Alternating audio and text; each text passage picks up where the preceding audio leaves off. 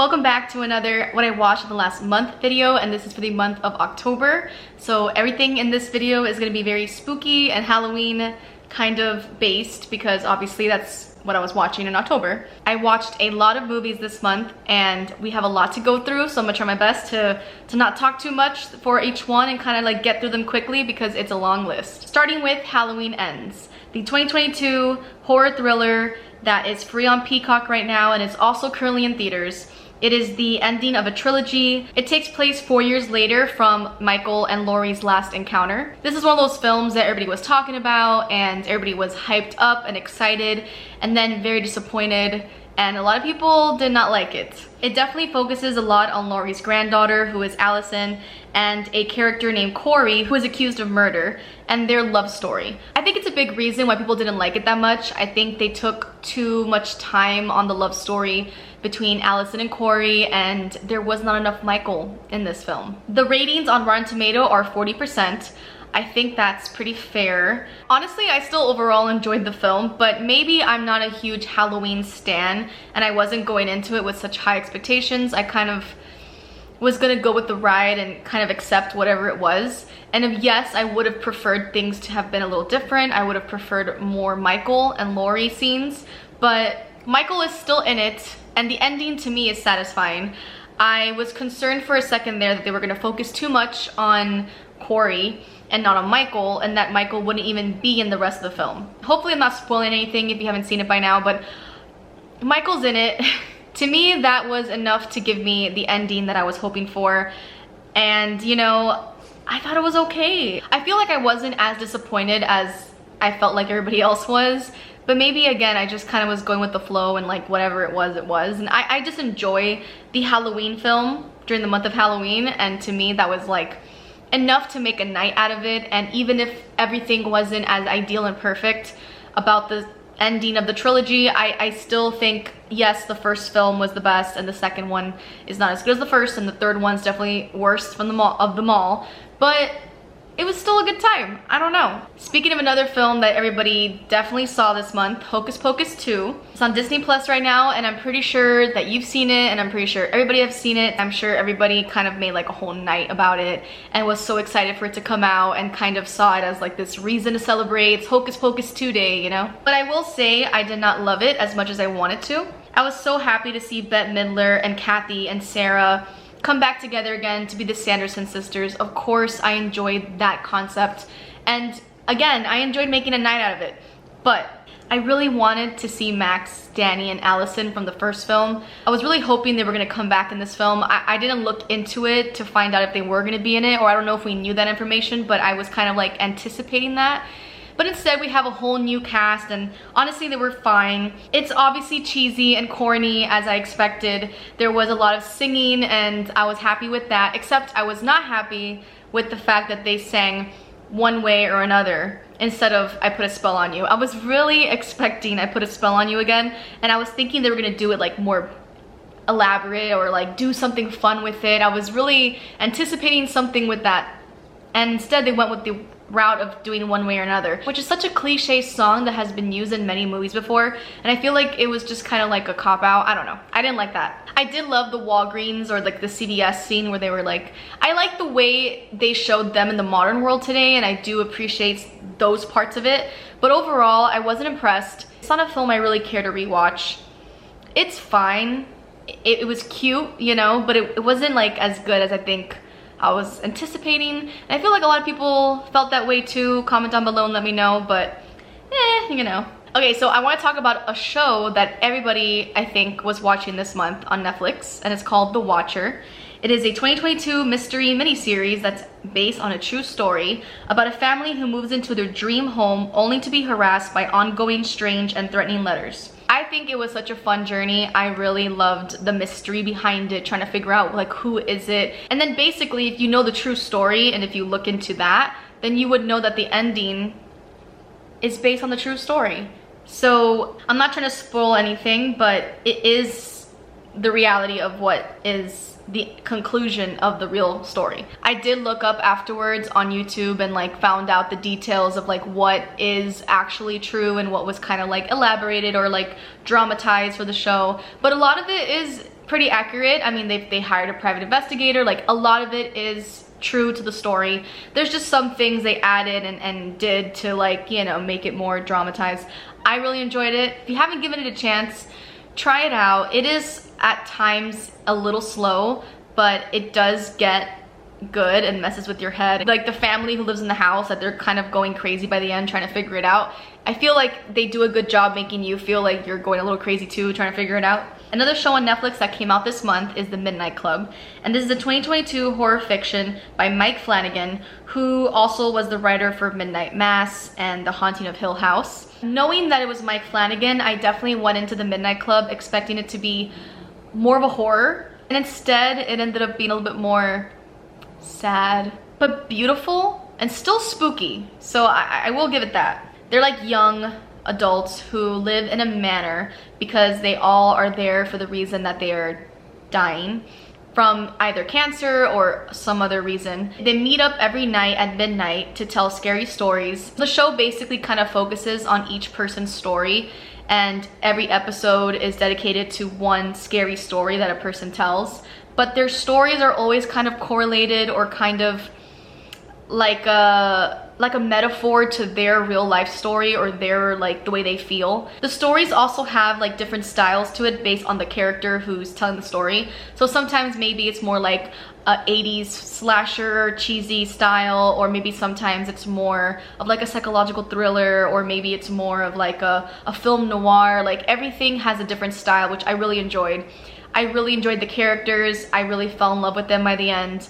And again, it can be sad. It is a very heartwarming show, and I wasn't expecting that. Yes, it has scary elements, but the parts in between are kind of more focused on cancer and dying and like some really dark realities of life. And just like all the other Mike Flanagan shows, it's on the slow side, but it does grow on you, and I think it was worth the journey. Now, speaking of another show on Netflix that kind of does different styles of scary stories, Guillermo del Toro came out with his Cabinet of Curiosities on Netflix, which is an anthology series of different horror stories and short films. They're all like about 1 hour long, and they're told by different horror creators. And I love this concept. If you like Black Mirror, The Twilight Zone, I think it's fun because you don't have to commit to one story. It's all gonna be totally different from each other, different styles. And I do think that you're not gonna always like them all. I will say my favorite episode is called The Outside. It's about a girl who feels like she's really ugly and she wants to start using this face cream to make herself more beautiful. She starts applying like a lot and she gets like a skin reaction, and it definitely like takes a different direction. I just think it's a fun anthology series if you like horror and you're looking for more spooky things because you're not over the fact that Halloween is over. And if you're a fan of Guillermo del Toro, then definitely check out his Cabinet of Curiosities. I believe it's only 6 episodes or 6 stories in total. Okay, so I've been dying to talk about Love is Blind season 3. It's probably the #1 thing right now I'm the most excited to watch. Like tonight we're watching the next 3 episodes. They've been releasing 3 episodes at a time, so right now there's about like 9 episodes in total, and I think there's about 2 more release dates for every week. And I love Love is Blind. If you are a fan of Love is Blind, I hope you're watching season 3. If you are a fan, can you please comment down below and let me know who is your favorite couple, who is your least favorite person. I just want to know everything. Talk to me about Love is Blind. The first season is my favorite, of course, and then the second season kind of like, you know, wasn't as juicy, but the third season so far is doing, I'm enjoying it. I'm enjoying it. I also have no hope for like any of the couples except for maybe one, but yeah, I love it. It's just really fun reality TV if you're into that. And again, I'm not even a huge reality TV person, but Love is Blind is my favorite. And I think they pick great characters to do this challenge with. And I don't know, is love really blind? We'll find out. If you are a fan of Love is Blind, feel free to DM me on Instagram and let's chat about Love is Blind because I love talking about it. One last show that I want to talk about that's on Netflix, Nailed It, the Halloween edition. Such a fun show, like perfect show to put on the background when you're not really in the mood to like watch something serious, or you just want like to be on your phone. That is the funnest show to put in the background. And then sometimes when you actually are watching it, it's still engaging. It's silly, it's corny, it's awesome. I love Nailed It. Speaking of cheesy Halloween things, Spirit Halloween, the movie. 2022 fantasy adventure that is currently not free anywhere. You can rent it for $2 on Amazon Prime. It's about 3 middle schoolers who are locked in a Spirit Halloween on Halloween, of course, and all the animatronics come to life. And this is basically Goosebumps in a Spirit Halloween. I kind of went into it hoping it would be a little bit more scary and it definitely is for kids. It's family friendly. It's cheesy, it's corny. I still liked it, but I guess I was really hoping it'd be scarier. I did love seeing the like classic Spirit Halloween animatronics come to life. I thought they did a good job with that. And there's certain aspects of it that were entertaining, but overall I just felt like I was the wrong demographic. Now, a film that is more up my alley, Bodies, Bodies, Bodies, I finally saw it. The 2022 horror comedy that has a great cast, including Pete Davidson. I think it might be currently available on Redbox, but if not, I know that it's available on Amazon Prime for $5. But this is just a fun time. It's a funny horror film that is about a bunch of rich kids who throw a hurricane party in a mansion, and it becomes like a whodunit mystery style slasher kind of style film. I thought it was a fun time. I think it was funny without being too silly, which I appreciated. I'm glad that we finally got to see it. I still haven't seen Smile, which I really wanted to see in theaters, but I'm starting to think that maybe I'll just wait to rent it. I also haven't seen Don't Worry Darling. Guessing I'm gonna have to rent it as well. Let me know what you thought of Smile if you watched it, because I don't know, should I watch it in theaters? Like, do you think it's worth it? The next film is called Grimcutty, and this is a 2022 horror that is currently on Hulu about the internet meme that's brought to life, aka Momo. If you remember that internet trend that went around for a little bit of that scary-faced, creepy lady named Momo. I did appreciate this film for doing the whole internet meme Momo thing, because I think that's different and original in its own way. The concept is not original, but the fact that it was turned into a film, I still enjoyed. And overall, I thought it was pretty decent. But on Rotten Tomatoes, it has a 25%, which I think is really harsh, because I thought it was entertaining enough. I'd give it maybe like a 50%. I thought it was creepy, and I thought it was simple. Like, the plot is simple enough to follow. And I don't know, I liked it. Now, a film that I did not like is Hellraiser, the 2022 horror that just came out on Hulu, and is obviously based on the original 1987 Hellraiser, which I've never seen, to be fair. I thought about seeing it before I watched the new one, but then I just decided to go right into the new one, and I hated this film. It is about a puzzle box and supernatural, spooky people, and a lot of gore, and I think the worst part about it to me is the body horror. I'm just not a fan of seeing like really gross body horror stuff. They just did a lot of things that I found uncomfortable to watch, and I just didn't enjoy it. I didn't enjoy the story. I didn't care for the, I don't know. I really didn't like this film. And ironically, it has a 67% on Rotten Tomatoes.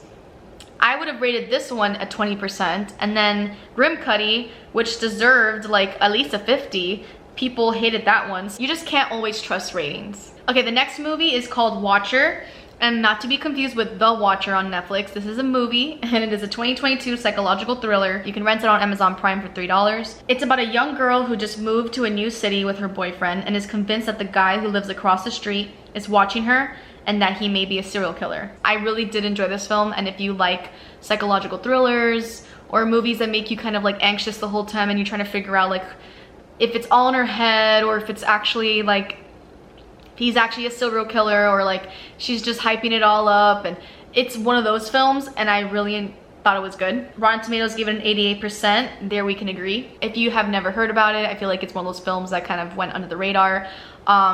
Check it out, it's worth it. Next up we have Studio 666, and this is a horror comedy starring Dave Grohl and the Foo Fighters, and Whitney Cummings and Jenna Ortega are in it too. And this is a silly, silly film. Some supernatural entity like enters Dave Grohl, and he becomes like evil and tries to murder his band, and it's just silly, almost too silly. Like I enjoyed it, but it pushes the realm of like being kind of dumb. But I think it's entertaining. I think if you're a fan of Foo Fighters especially, you might enjoy it. It's a horror comedy, so it's a good time. Stepping away from the horror films for a little bit, we've got Luckiest Girl Alive. This is a 2022 mystery drama that just came out on Netflix starring Mila Kunis. I went into it not knowing anything really about it. I did not realize that it would deal with heavy topics like sexual abuse, school shootings. I feel like there's a lot of triggers in this movie, and I think you should know those things before you watch it. I do think they handled and dealt with those heavy topics well, and I did enjoy the film overall. I feel like you should tread lightly because this is definitely a film about trauma. Perhaps you're someone who has had any similar trauma to the main character in the story. This is like a film that could be received in the wrong way, or I don't know. It's a tricky thing. I enjoyed it for what it's worth, although I'm not gonna say it's like a fun time, but I thought the story was really well told. Now this next film I'm gonna talk about is, to my opinion, the worst film I've seen all year, and it's called Blonde. It's on Netflix. It's a 2022 drama starring Ana de Armas, who plays Marilyn Monroe, and this is the most inappropriate and inconsiderate film I've ever seen about Marilyn Monroe. I couldn't be more offended and angry for her. They made her look so horrible in this film. They really victimized her to the max in this film, almost gratuitously when it comes to the things they put her through in this film. She gets sexually abused, and she's constantly being tossed and thrown around by like the industry and just men, and she's constantly being just abused in general. She's always crying in this film. It's just so sad to see her depicted in this way. But the worst part about it is that half the movie is not even real facts. A lot of people have been talking about this film and the controversy behind it because it is based on a fiction.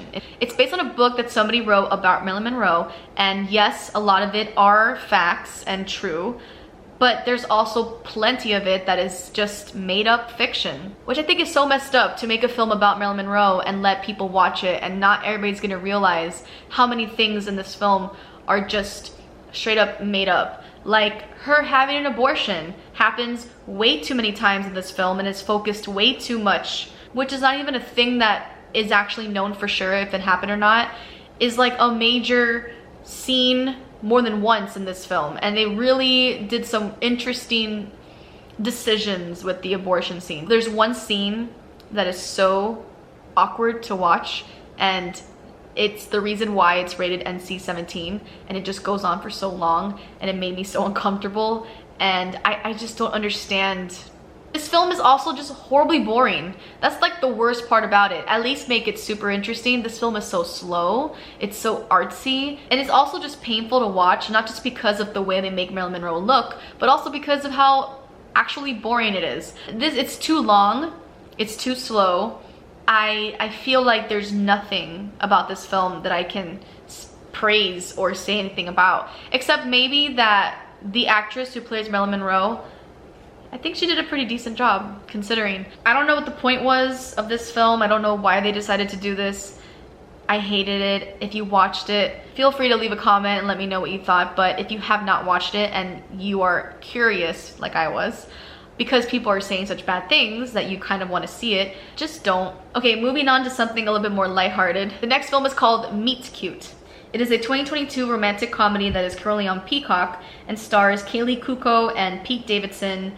And this is just a fun, enjoyable, cute little film. It's basically Groundhog Day, but modernized, and it's all about this one date night that happens. She keeps reliving the same date over and over again and keeps trying to like change little aspects of it, and it's cute. It's a romantic comedy if you like romantic comedies and if you like Groundhog Day. Next up we have Bullet Train. This is a 2022 action thriller that you can currently rent on Redbox, and it stars Brad Pitt, Joey King, Bad Bunny is in this film, even Sandra Bullock. There's a ton of people. It is just a fun comedy action film. You know, at first when I was watching it, I was a little concerned because a lot was going on and there were a lot of characters, and I thought, oh, I'm not gonna be able to like keep up or like keep track of what's happening. And all I can say is that just go with the flow. Don't take it too seriously. It's a fun time. It gets really good and you kind of get like really into it by the end, and I think it's just a fun ride on a bullet train. Next up we have Do Revenge, and this is a 2022 film that just came out on Netflix. It stars Maya Hawke from Stranger Things and Camila Mendes from Riverdale. It's basically like a silly, girly film about revenge and narcissism and friendship, and it's kind of dumb. and it's kind of good. And if you like high school drama, then you'll probably enjoy it. It's kind of like a cross between Cruel Intentions and Mean Girls, but if Cruel Intentions was more silly and if Mean Girls was more serious, it's like somewhere in between that. I didn't like love it or anything like that, but I thought it was fine. It was cute. Next we have Beast. This is a 2022 thriller that is currently on Peacock, starring Idris Elba, and it is the Jaws and Jurassic Park of lions in South Africa. It is literally a creature feature.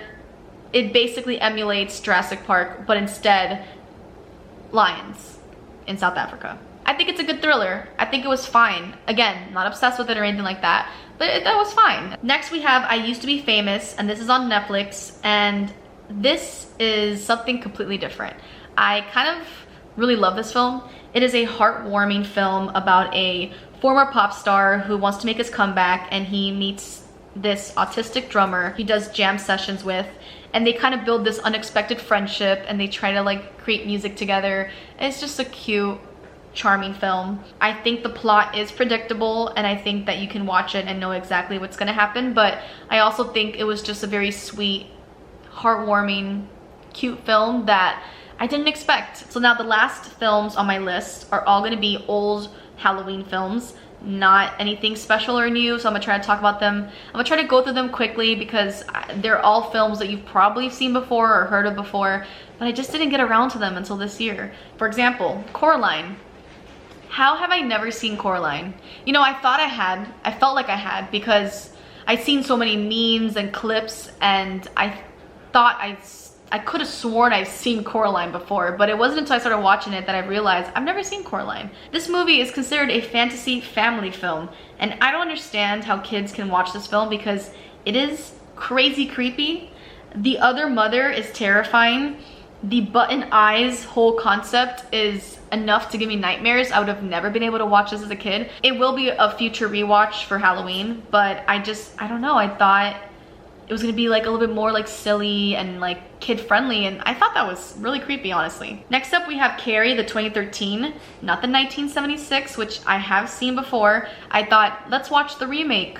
Starring Chloe Grace and Julianne Moore. It's free on Amazon Prime, so it didn't hurt to watch it because it was free, and I'm glad it was because it was okay, you know. I do think the original is way better. If you haven't seen Carrie, definitely stick to the original. I don't really see the point in the remake. You know, they didn't do anything. They did some things different, but it wasn't like anything so special that they had to remake it. I think the original is a classic, and just stick to the original, but it was fine. It was fine. The Witches of Eastwick. How have I never seen this film before? It's a 1987 film starring Jack Nicholson and Michelle Pfeiffer and Susan Sarandon and Cher, and they're witches. And how can I have never seen this? I just don't understand how I missed this one. But it definitely gives me the Witches vibe and Death Becomes Her. It's like that style, but not as good as those films, to be honest. It definitely has that quirkiness to it, and it's a classic. And I did enjoy it. And I'm surprised that I've never seen it before. Crimson Peak. Another film that I really don't understand how I felt like I had seen it before, and I thought I had, and then I watched it and I was like, oh no, I actually never seen this one. It's a horror fantasy that's actually on Netflix right now, and it stars Mia Wasikowska and Tom Hiddleston and Jessica Chastain. Aesthetically, this movie is beautiful.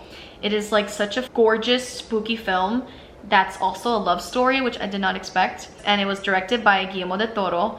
I think Crimson Peak is definitely gonna go on my list for films that I will rewatch during the Halloween season. Now, a film that we had never seen before is Escape Room. We watched Escape Room 1 that came out in 2019, and then we enjoyed it so much that we decided to watch Escape Room 2. Escape Room 2 is good, but not as good as the first one, of course, as sequels usually are. I do think that the Escape Room films are surprisingly very fun to watch. We were very much into that. It's not so much horror, it's more on the sci-fi thriller side, but I think it's a fun time, and I think we need to do an escape room now because I want to go to escape room. Next up we have Scream 2, the 1997 sequel of Scream, which I had seen before, but I didn't know I had till I watched it, and then I was like, oh yeah, I know what this is. And now I need to watch Scream 3 because I'm positive I've never seen Scream 3, and I guess I'll wait till next Halloween to see that. We also saw Paranormal Activity 2. Again, I thought I hadn't seen it. I had. And then I realized I knew the ending, so I know I had watched it before. It's just been so long that I forgot. And now I also want to watch Paranormal Activity 3 because I think I saw it in theaters when it first came out, but it's been so long that it's time to rewatch it. Again, I guess I'll wait till next Halloween. We watched it, the 2017 version that's currently on Netflix and HBO Max, and this is just for the vibes, you know? I think this is like the third time I've watched it, and I just think it's great and worth rewatching. I'm gonna save chapter 2 for next Halloween so that I have something else to look forward to, because as much as there's always films I've never seen, sometimes there's something fun about rewatching like the films that you know that you love. Speaking of films that I always watch because I love, Little Shop of Horrors, 1986 musical, one of my favorite musicals and films of all time, and especially for the Halloween vibes, I love this movie so much. I rewatch it pretty much almost every year. And the last film on my list is another one that I love and watch every single year, and that's Rocky Horror Picture Show, my actual favorite film and musical of all time. Had to rewatch it on Halloween, and that was basically our month of all the things we watched in October. And now entering November, what are you looking forward to? What are films that are coming out or shows that are coming out that you're excited for? Comment down below and let me know. See you at the end of November to start off the December Christmas films. Toodaloo!